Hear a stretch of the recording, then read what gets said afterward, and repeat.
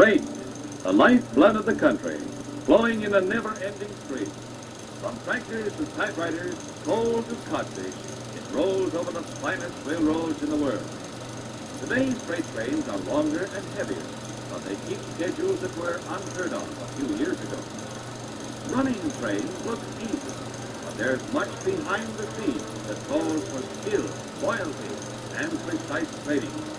Perfect teamwork and modern equipment combine to make railroads safe and dependable. The operation of fast freight service makes it impractical to hold loaded cars until a full train can be made up for a single destination. Therefore, trains are dispatched from terminals on definite schedules. Redistribution of the cars is handled at key points in classification yards. New trains are started from these yards and run directly to their destination.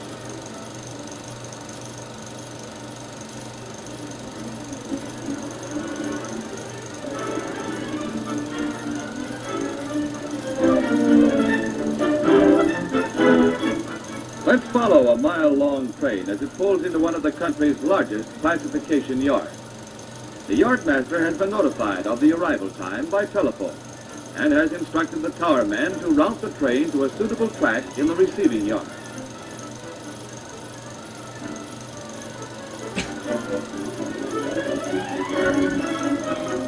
The train leaves the main line and threads its way into the yard.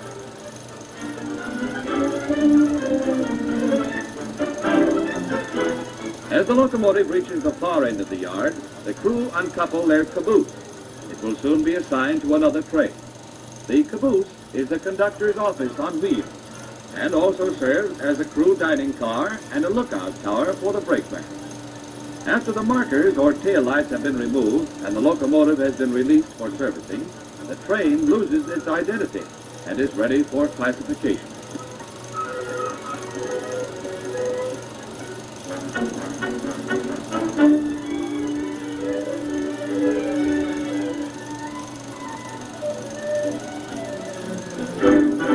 Immediately on arrival, the conductor turns in his report, which includes the number, weight, and description of each car and its load. Experienced men start at once to make up lists for new trains, as the placing of each car is carefully planned.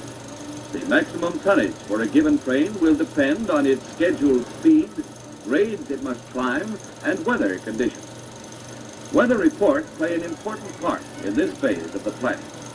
An amazingly intricate system of records makes it possible to locate any car in the yard within a few seconds. Telephones and loudspeaker systems not only connect dozens of points in the yard, but through railroad long-distance lines, make it possible to have quick connections with scores of other yards and offices.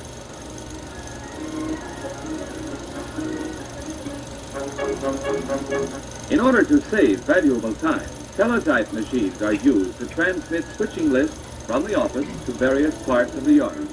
Directions for placing each car are sent to tower operators and yard conductors simultaneously.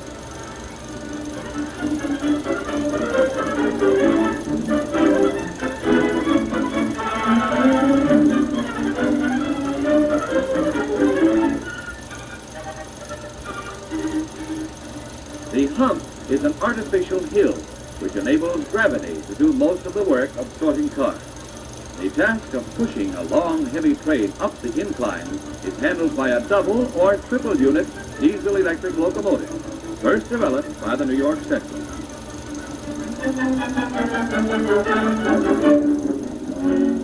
The yard conductor gives the starting signal to the engineman, and the cars roll slowly up the incline. They are uncoupled as they reach the crest and roll on their way to new locations on the classification track.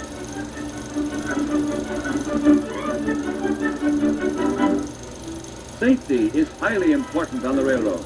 Safety for employees and safety for valuable freight. The routine of constant checking is never relaxed. At this pit, on the hump, a skilled inspector watches the underside of the cars for signs of trouble. Powerful floodlights aid his keen eyes in detecting needed repair. A small defect may lead to serious trouble if not caught in time. The inspector employs a spray of whitewash to mark a defective car while it's in motion. In a short time, the mixture dries, leaving a plainly visible white mark. After marking the car, the inspector signals the tower man to switch the car to the repair or cripple track, as it is known to railroad. Lubrication is also handled at this point, where workmen put oil in the journal box.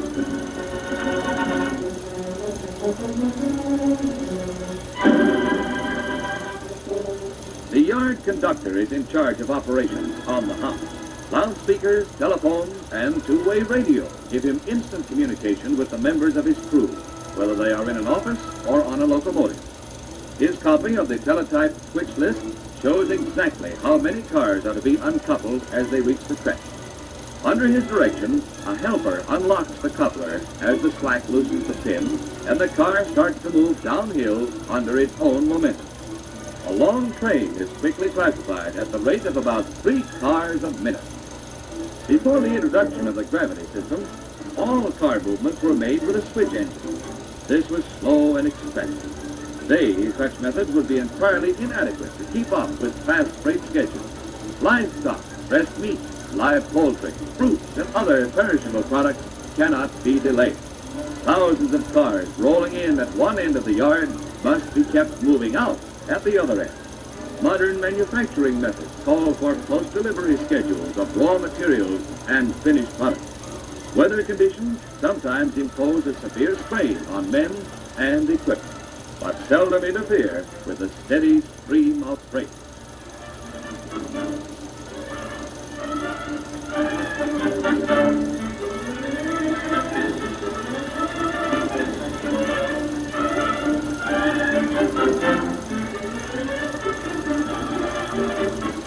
After the cars leave the top of the hump, they come under the control of the tower operator.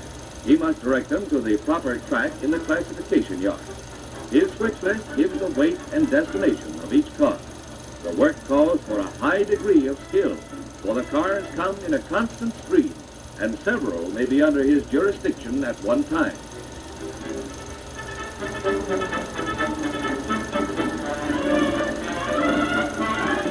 In order to make hump operation possible, it is necessary to govern the speed of the cars to prevent their crashing together in the yard. The jaws of the electrically operated car retarder grip the wheels with variable pressure, which is controlled by the operator. By glancing at his switch list to see the weight of the car, an experienced man can quickly estimate what pressure is needed. Before the invention of the retarder, this operation was performed by brakemen, who rode on top of the cars and stopped them with the handbrake. Although a car passes through several retarders, any one of them could bring it to a full stop. However, the retarder is designed to check the speed of cars instead of stopping them.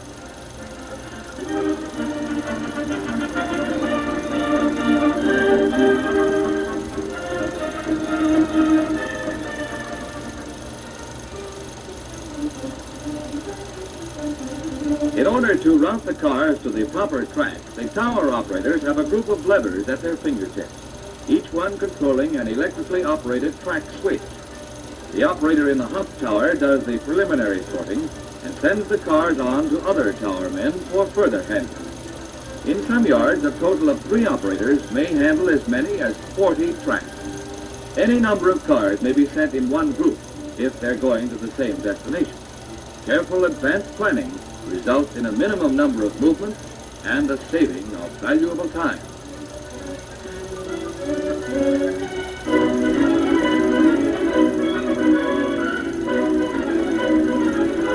The highly skilled operators can judge the speed of the cars, so they will coast to a gentle stop at any predetermined point in the yard. Sometimes a car may have to coast nearly half a mile. Other times, when a track is almost full, it may roll only 200 or 300 feet. On rare occasions, it may be necessary to make a last-minute change from one track to another. In such cases, a switch engine, known as a trimmer, is sent into the yard. This means that all cars coming over the hump must be stopped on the upgrade until the trimmer completes its work. It's very seldom, however, that the smooth flow of rolling cars has to be interrupted for any reason. Keep 'em rolling has long been the railroad man's slogan.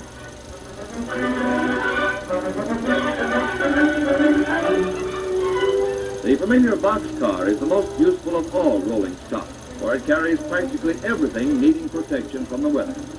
Upper cars are used for coal, ore, and other bulk freight. Heavy machinery or box freight is best handled on flat cars.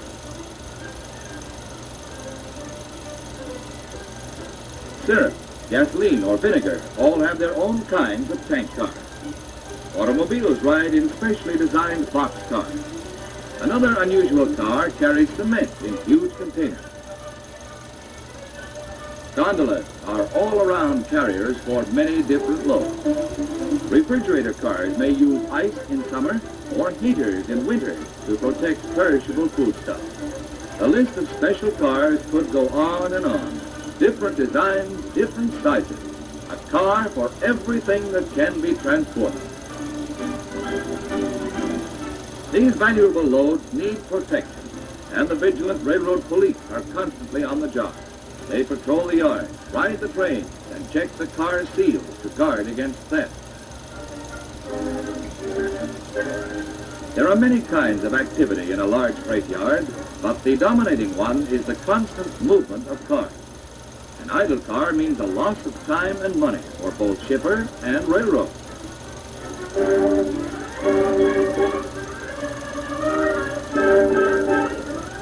Cars in need of repairs have their own special yards where skilled mechanics work day and night to prevent delays. Wheel changing is one of the most important jobs handled by these crews. When you change a wheel on a railroad car, you must change two wheels and the axles.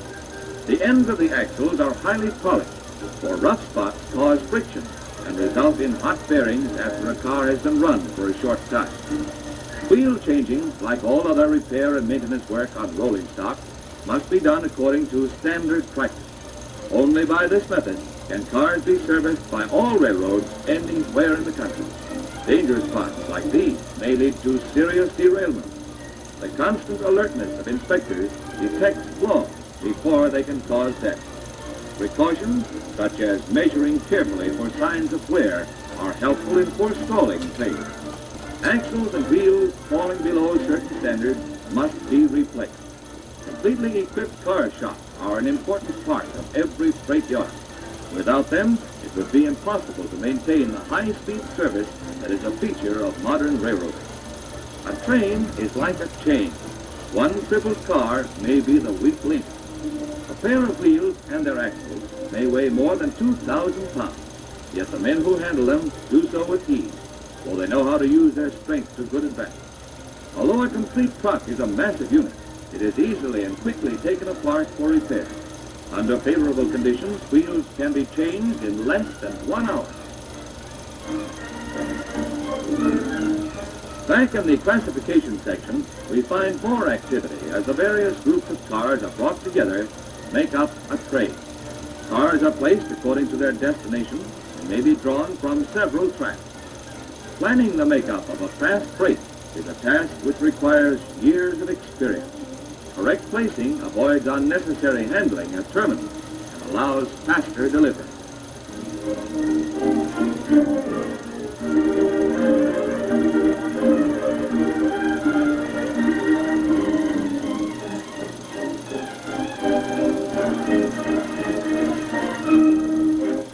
Before a train can leave the yard, it must be carefully looked over by an inspector. He checks all running gear, paying special attention to the journal boxes.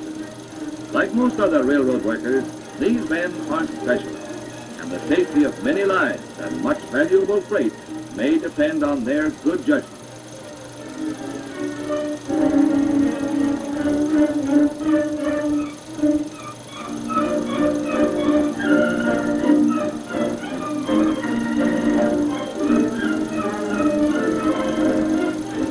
Every large yard has an engine terminal, where complete servicing facilities for locomotives are available.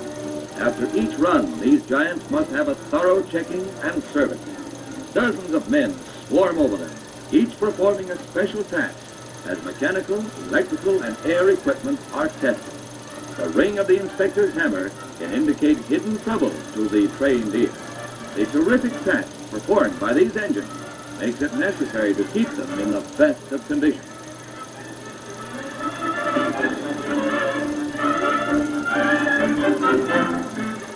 After servicing, the locomotive starts for the advance yard. The crew has been called for duty and the engine made ready well in advance of the train's departure time. Making its way slowly through a maze of switches, the engine moves to the head of the train.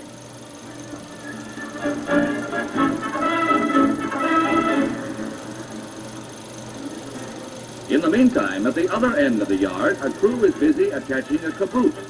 When the tail lights or markers have been put in place, the string of cars officially becomes a train, and its movement is subject to orders from the dispatcher. The locomotive assigned to a train may be either steam or diesel electric, depending on the tonnage, speed, and destination of the train. The final yard operation consists of coupling the engine and making a test to be sure that all brakes are working properly.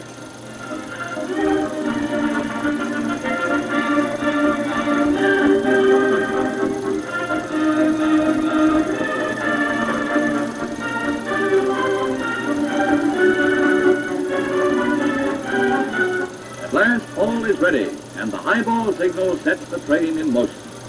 With a skilled engineman at the throttle, the huge locomotive settles down to the long pull with a mighty roaring of exhaust beats. Few spectacles are more thrilling than the sight of a great steam engine starting a heavy train.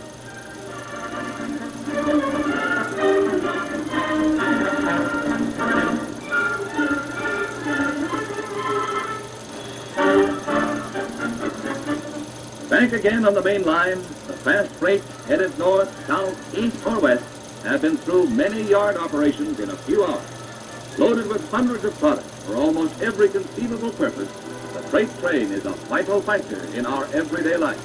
Whether it be cereal for baby's breakfast or machinery for a great power plant, the railroad moves it 1 mile for an average cost of less than 1 cent per ton. Night and day, good weather or bad, the railroad is on the job, furnishing mass transportation unequaled throughout the world.